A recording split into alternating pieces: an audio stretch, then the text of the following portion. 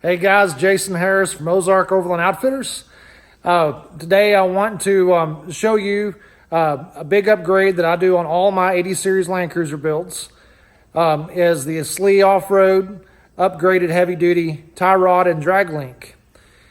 I like to show you how it's made and how come it's much better than what the factory stuff is. I had problems bending the factory drag link and tie rod on my 80 series back several years ago. I upgraded to these and the problem has totally went away for me. As you can see that they are made out of heavy wall DOM tubing. We've got wrench flats on both ends. The left hand side has got a groove that indicates it's left hand thread. And also the jam nut as well has a marking in it for showing left-hand thread.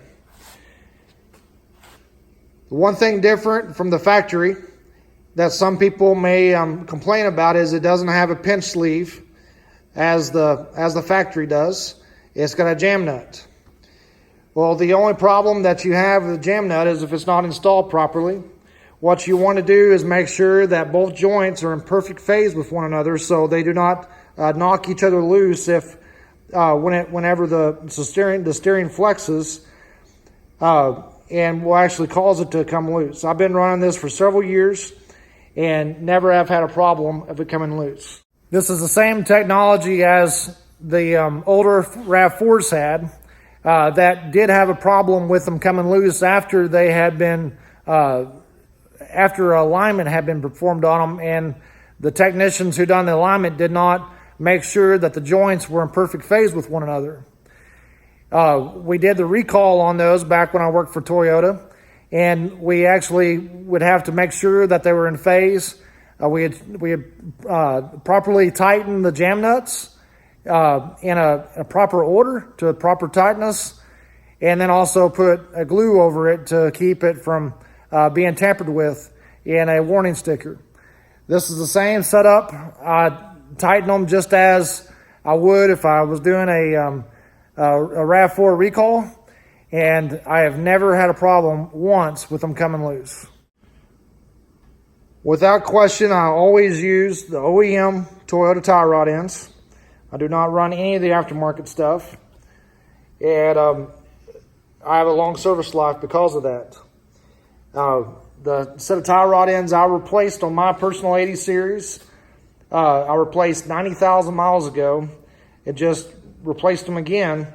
And that's with a lot of hard off-road use with the suspension that flexes the components further than what their initial design was to be used as.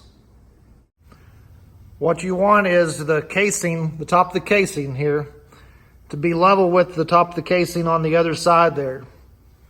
If you have it where this joint is twisted on the pin, so you'd have one pin this way and the other pin this other way. What's going to happen is you're not going to have the same amount of travel on both sides because it'll be opposing one another. And whenever it goes through its range of motion, there's a possibility of it actually getting in a bind. And what will happen is it will twist it here and loosen the jam nut up on one side.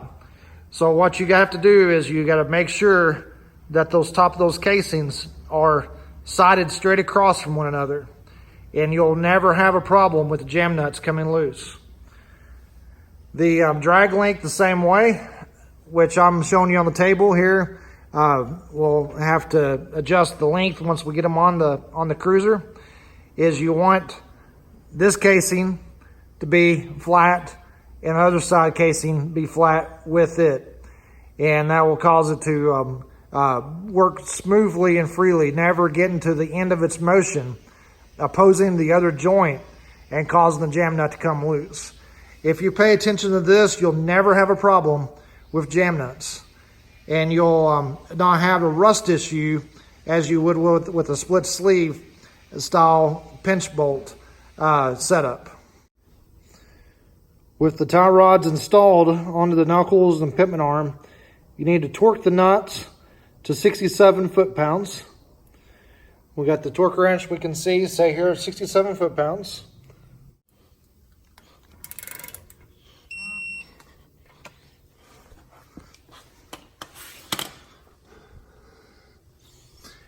verify that the hole is lined up for the cotter pin. And we need to tighten up the one on the pitman arm as well. 67 foot-pounds. We can see that we're just a hair off.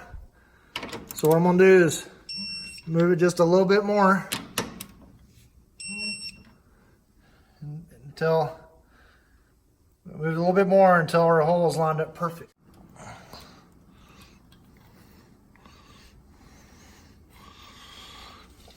The way I always put my cotter pins in is with the long ear to the top.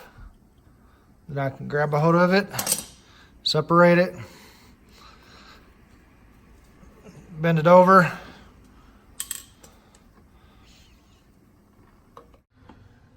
The existing steering stabilizer shock will go right back into stock location, which is super nice. There's no clamps that have to be clamped around the drag link like some of the kits out there are.